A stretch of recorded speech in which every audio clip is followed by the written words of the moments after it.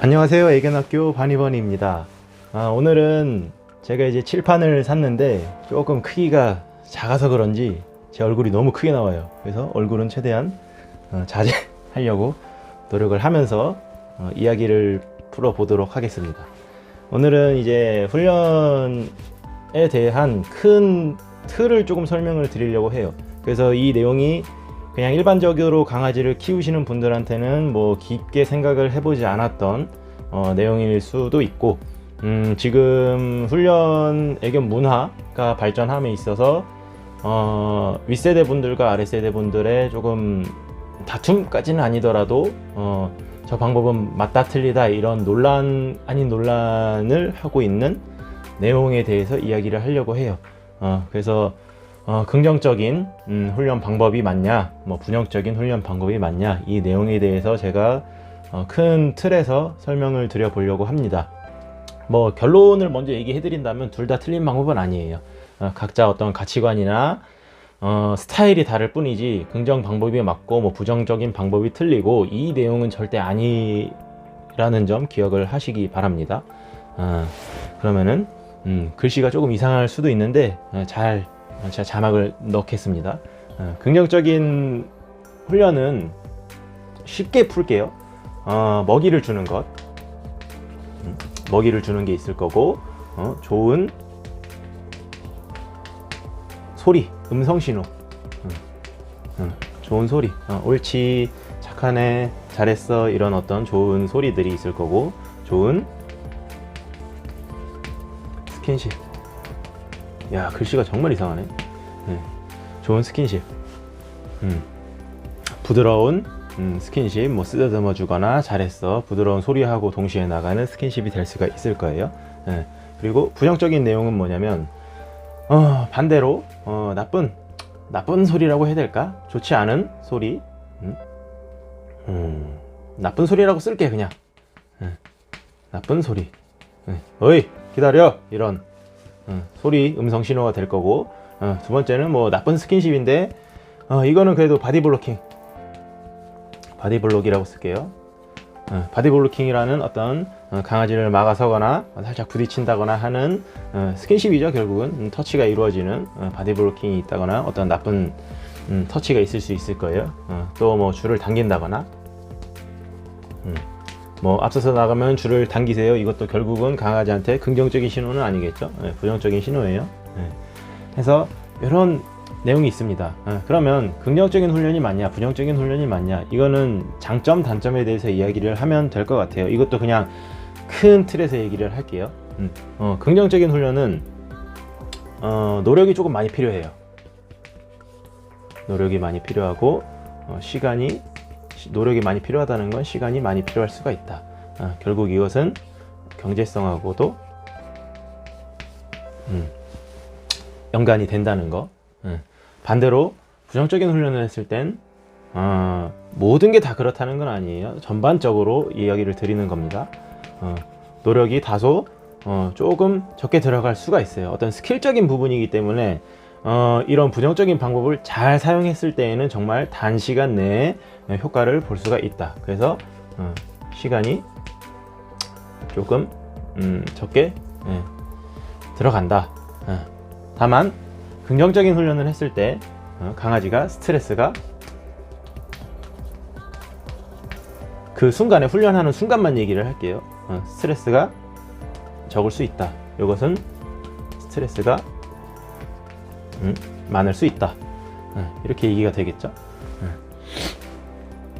그리고 가장 중요한 거, 이거는 빨간색으로 써볼까? 긍정적인 훈련은 마음이 편안해요. 마음이 왜 편안하냐? 나는 좋은 사람인 것처럼 느껴져요. 나는 부드러운 훈련을 추구하고, 나는 착한 사람이고, 나는 강아지에게 스트레스를 주지 않으면서 훈련을 할 수 있어 라는 마음. 그러면 이것은 뭐냐면 착한 사람이 될 수 있다. 반대로 이것은 마음이 좀 불편해요. 마음이 불편하다. 대부분의 훈련사들이 강아지를 좋아하고 사랑해서 훈련사가 되었는데 많이 힘들어들 해요. 훈련을 함에 있어서 부정적인 훈련을 할 때 강아지들이 힘들어하는 모습을 보면 마음이 굉장히 불편하겠죠.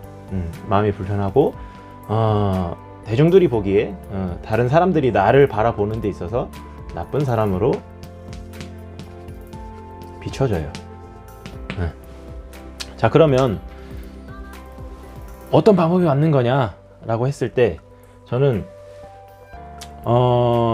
우리 후배분들이나 지금 훈련을 하고 있는 여러 분들이 너무 한쪽에 치우치지 않았으면 해요. 자, 긍정적인 방향이 여기 있다고 하고 부정적인 방향이 여기 있다고 했을 때 이 지점을 내가 어느 정도 위치에 서서 훈련을 하느냐에 따라서 강아지들마다 차이가 있겠죠. 어떤 강아지는 긍정적인 방법이 굉장히 필요한 강아지가 있을 수가 있고 어떤 강아지는 부정적인 방법이 필요할 수가 있어요.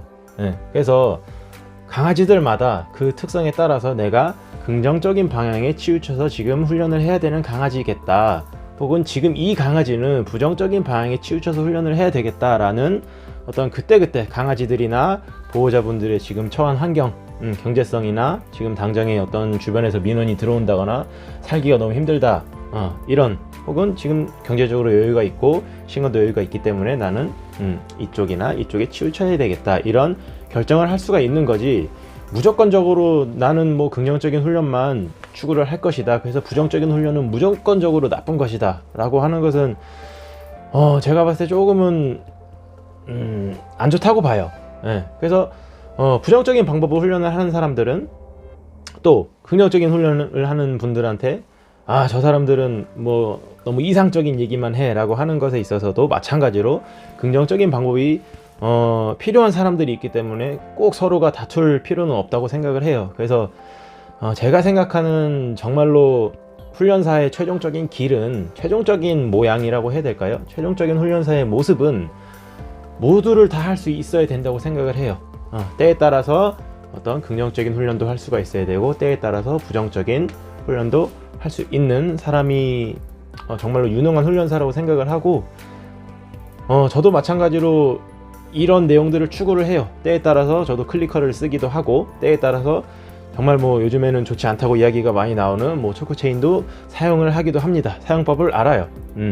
그러나 저는 그런 보호자분들하고 이야기를 충분히 나누고 보호자가 처한 환경, 강아지가 지금 처한 환경에 따라서 방법을 적절하게 설정을 하고자 합니다. 무조건적으로 뭐 이것만 해야 된다, 이런 내용은 조금 틀렸다고 말하면 또 위험할 수가 있어. 그냥 조금 좋지 않다 라고 말을 하면 될 것 같고요. 그래서 이 내용이 지금 제가 하고 싶은 얘기는 두 가지 방법이 다 틀렸다라고 말할 수 없다는 얘기예요. 그래서 앞으로 조금 더 이런 긍정적인 훈련의 장점이 정말 뭐고 단점이 뭔지에 대해서 조금 더 깊숙하게 들어갈 거고, 뭐 부정적인 훈련에 대해서 조금 장점이 뭔지 단점이 뭔지에 대해서 조금 더 깊숙하게 들어갈 건데, 일단 큰 틀에서 보면 두 가지 다 적절하게 사용을 할 수 있어야 한다. 그래서 보호자분들이 훈련을 할 때 혹은 훈련사하고 상담을 할 때 그 훈련사나 보호자분들의 훈련 방향을 설정할 수가 있어야 돼요. 나는 우리 강아지한테 어느 정도 선에서 훈련을 하고 싶다, 저는 무조건적으로 긍정적인 훈련을 하고 싶어요 라고 하면 그 내용에 대해서 상담을 하는 훈련사에게 이야기를 해야 되고, 자기의 어떤 훈련 가치관에 대해서 이야기를 충분하게 전달을 할 수가 있어야 되고, 스스로가 훈련을 한다고 하면 이런 내용들을 충분히 이해를 하고 접근을 해야 돼요.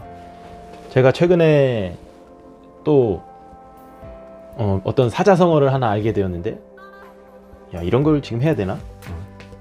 이제 다른 분들은 끄셔도 됩니다. 태연자약이라는 말이 있더라고요. 올바른 생각, 올바른 지식이라고 해야 될까요? 자기만의 뚜렷한 가치관이 없는 사람들은 쉽게 흔들린다고 해요. 그래서 지금 후배분들이나 지금 같은 동료분들이 많은 고민을 해요. 요즘 TV에서 이런 내용들을 많이 얘기를 하고 이런 내용들이 인기가 있고 이런 방법들이 많다고 생각을 하는데 어떻게 생각을 하느냐. 그래서 굉장히 고민을 많이 해요. 무조건 긍정적인 훈련으로 가야 되는 거 아니에요? 부정적인 방법이 그래도 맞는 거 아니에요? 이런 내용이 있는데 이런 이야기를 하는데 스스로가 어떤 유능한 훈련사가 되는 과정이겠죠. 그러나 자기가 생각하는 그 내용에 대해서 정말 깊게 고민하고 그 어떤 바람에 흔들리지 않고 자기가 가진 그 경험을 토대로 혹은 자기가 스스로 공부했던 내용을 토대로 주변에서 뭐 이 방법이 좋다고 하니까 나는 이 방법을 할 거야 라고 하는 너무 쉽게 흔들리지 않길 바랬으면 해요. 그래서 내가 가지고 있는 생각이 과연 맞는지 틀린지 너무 주관적인 시선이 아니고 객관적인 시각에서 바라본다고 하면 긍정훈련이 맞고 부정훈련이 틀리고 이런 내용은 안 나올 것 같아요. 제가 이제 훈련을 해보니까 그 어떤 방법도 틀린 방법이 아니고 그 어떤 훈련사도 나쁜 마음을 가지고 훈련을 하지는 않더라. 다만 때에 따라서 너무 과도하게 치우치는 경우에 어떤 문제가 발생을 할 수 있더라 라고 이야기를 하고 싶은 거고, 제가 생각하는 내용은 이런 내용이에요. 뭐 마무리가 조금 이상하지만 어쨌든 차근차근히 풀어 나가도록 하겠습니다. 감사합니다.